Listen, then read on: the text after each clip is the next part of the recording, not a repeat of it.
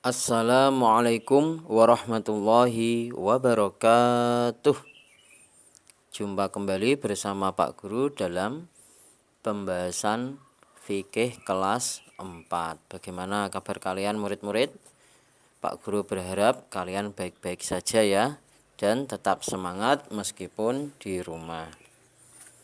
Pembahasan kali ini yaitu tentang haid. Tapi sebelum itu murid-murid, mari kita awali pembahasan kali ini dengan bacaan Bismillahirrahmanirrahim. Nah, simak baik-baik ya murid-murid, jangan sampai kelewat, nanti tidak paham.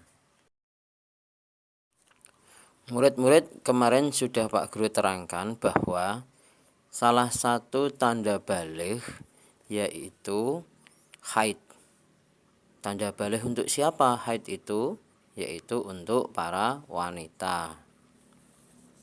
Lalu apa haid itu? Apa saja hal-hal yang berhubungan dengannya? Nah, murid-murid, pada sub bab kali ini Pak Guru akan membahas mengenai pengertian, waktu terjadinya, serta hal-hal yang dilarang bagi seorang wanita yang sedang haid. Nanti murid-murid simak baik-baik agar murid-murid menjadi faham.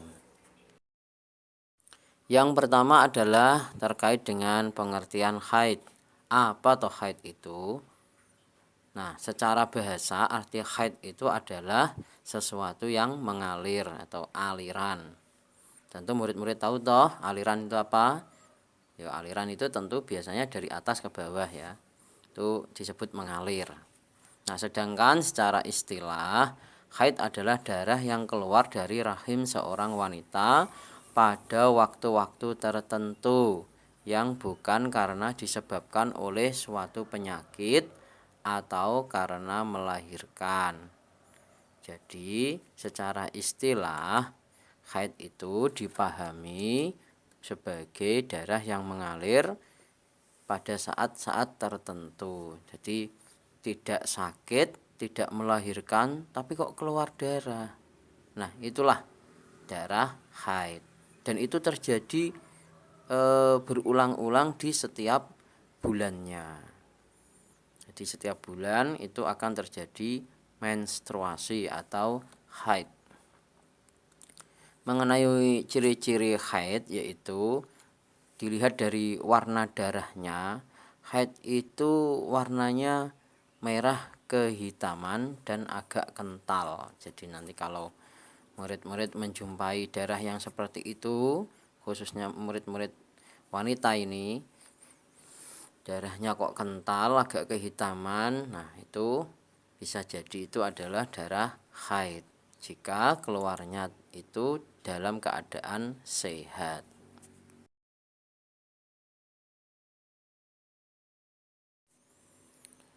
Yang kedua, mengenai waktu terjadinya haid.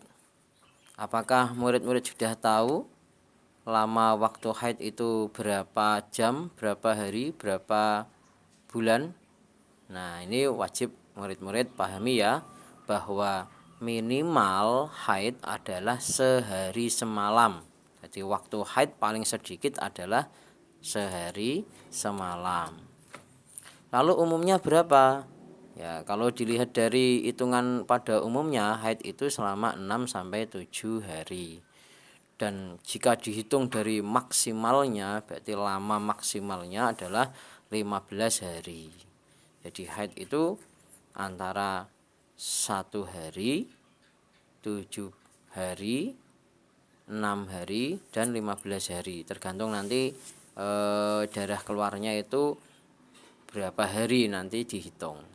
Nah, kalau sudah 1 hari kok sudah mampet terus, kok sudah mampet, berarti ya cukup 1 hari itu kalian bersuci, artinya mandi wajib.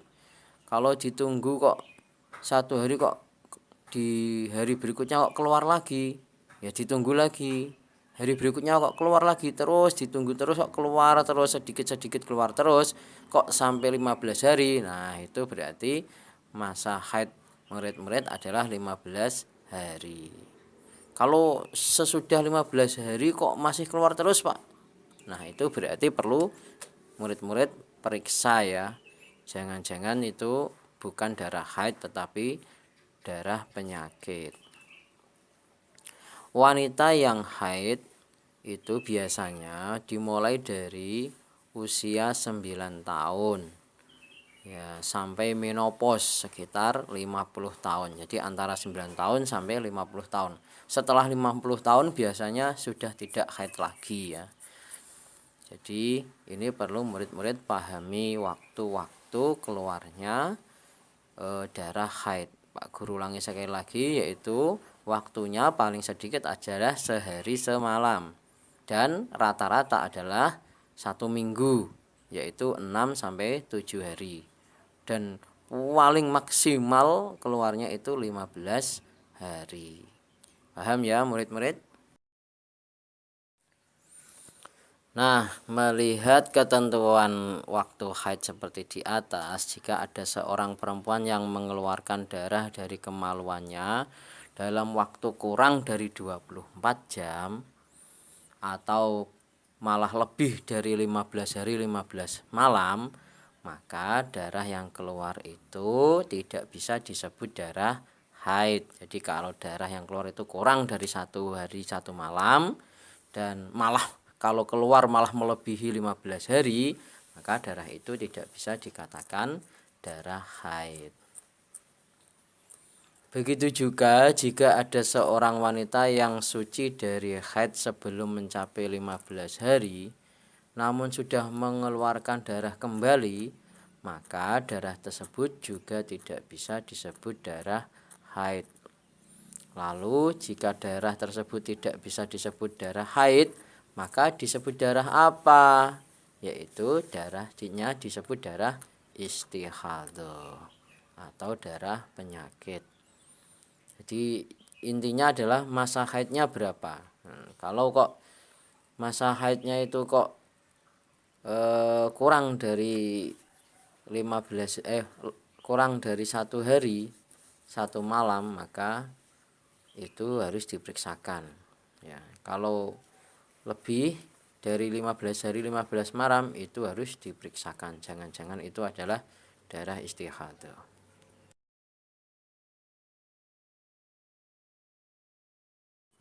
Darah yang keluar kurang dari masa minimal haid atau lebih dari masa maksimal haid disebut sebagai darah istihadhah. Jadi intinya murid-murid perhatikan, jika darahnya itu keluarnya kok kurang dari 1 hari 1 malam, nah itu darah istihadhah. Kalau keluarnya kok lebih dari 15 hari 15 malam, nah itu berarti darahnya disebut darah istihadhah. Yang disebut darah istihadhah itu yang mana? Yang setelah 15 hari atau yang kurang dari 1 hari 1 malam. Paham ya murid-murid? Nah, darah istihadhah itu apa? Nah, ini Pak Guru perjelas lagi. Darah istihadhah adalah darah yang keluar dari kemaluan wanita di luar kebiasaan haidnya atau di luar waktu haid, serta bukan disebabkan karena melahirkan. Jadi kalau murid-murid punya kebiasaan haid 1 minggu kok lebih dari 1 minggu, ditunggu lagi kok sampai 15 hari kok masih keluar terus. Nah, setelah 15 hari itulah disebut darah istihadhah. Kalau keluarnya kok kurang dari 1 hari 1 malam sudah mampet, kurang dari 1 hari 1 malam itu sudah mampet. Nah, itu juga disebut darah istihadhah. Kalau darah yang disebabkan karena melahirkan, apakah itu disebut darah istihadhah? Bukan. Jadi darah istihadhah itu selain darah haid dan darah melahirkan. Nah, darah melahirkan itu disebut darah nifas. Oke, jadi dapat kita simpulkan bahwa istihadhah terjadi dalam kondisi 1. Darah keluar dalam waktu kurang dari 24 jam. Yang kedua, darah keluar dalam waktu lebih dari 15 hari 15 malam. Jadi selebihnya yang dihitung itu. Yang ketiga yaitu darah yang keluar sebelum 15 hari dalam masa suci haid sebelumnya. Ini agak rumit ini. Nah, untuk lebih memahami perbedaan antara haid dan istihadah, diskusikan masalah ini pada kerabat terdekatmu ya murid-murid, ini terutama orang tua. Jadi nanti bisa didiskusikan agar kalian mendapat pemahaman yang lebih mendalam. Nah, lanjut kepada larangan-larangan bagi perempuan yang sedang haid. Apa saja toh larangannya? Ya, Pak Guru langsung saja ya dengan singkat, yaitu yang pertama, orang yang haid atau yang lagi haid maksud Pak Guru itu dilarang sholat. Jadi murid-murid wanita jangan sholat dulu ketika haid ya. Yang kedua, dilarang puasa. Tapi kalau puasanya itu kok ngepasi puasa wajib Ramadan, maka murid-murid wajib menggantinya di hari berikutnya atau hari yang lain. Larangan yang ketiga yaitu tawaf. Apa itu tawaf? Itu mengelilingi Ka'bah. Sedangkan larangan yang keempat yaitu dilarang menyentuh mushaf dan membaca Al-Quran. Jadi murid-murid jika haid jangan membaca Quran dulu, jangan menyentuh mushaf dulu ya. Ingat-ingat itu. Yang nomor 5, dilarang iktikaf atau berdiam di masjid. Jadi murid-murid kalau sedang haid tidak usah pergi ke masjid atau berdiam ke masjid, itu dikhawatirkan darahnya menetes dan mengotori masjid. Itu larangan-larangan bagi murid-murid yang perempuan nanti kalau sedang haid. Ingat-ingat ya murid-murid.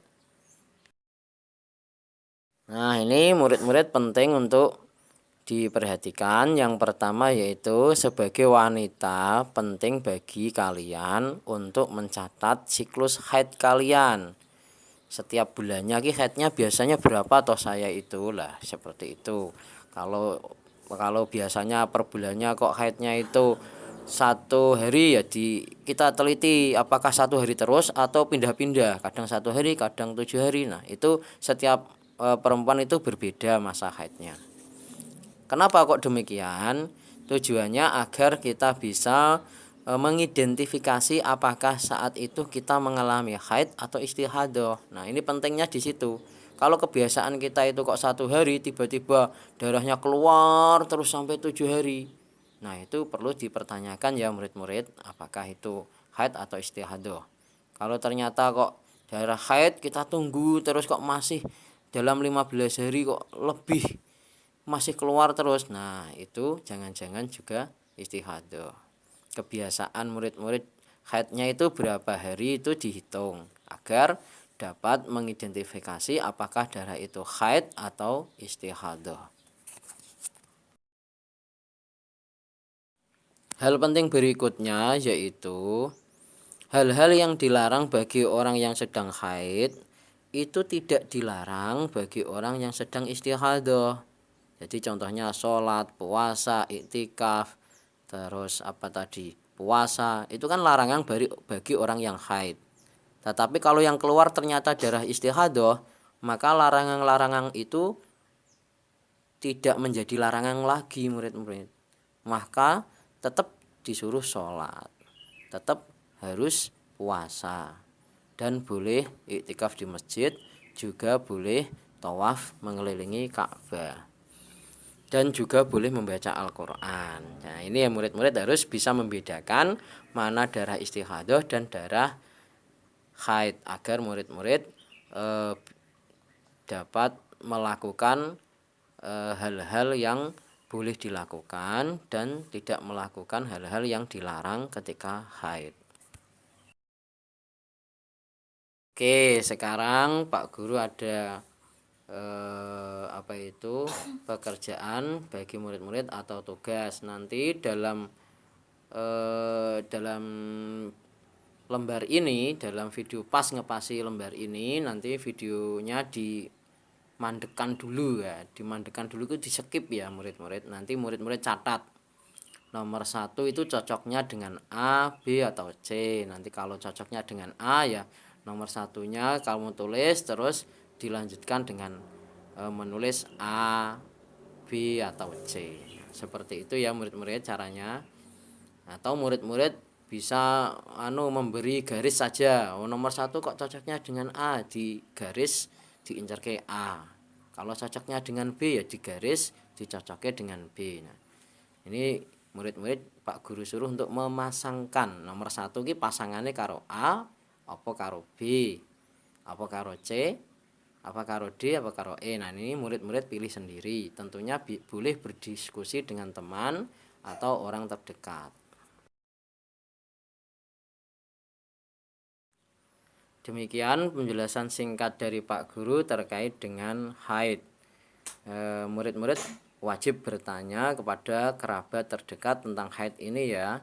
Jangan sampai murid-murid diam saja jika sudah mengalami waktu haid. Murid-murid harus banyak bertanya dan banyak menggali informasi dari kerabat terdekat, terutama ibu ya.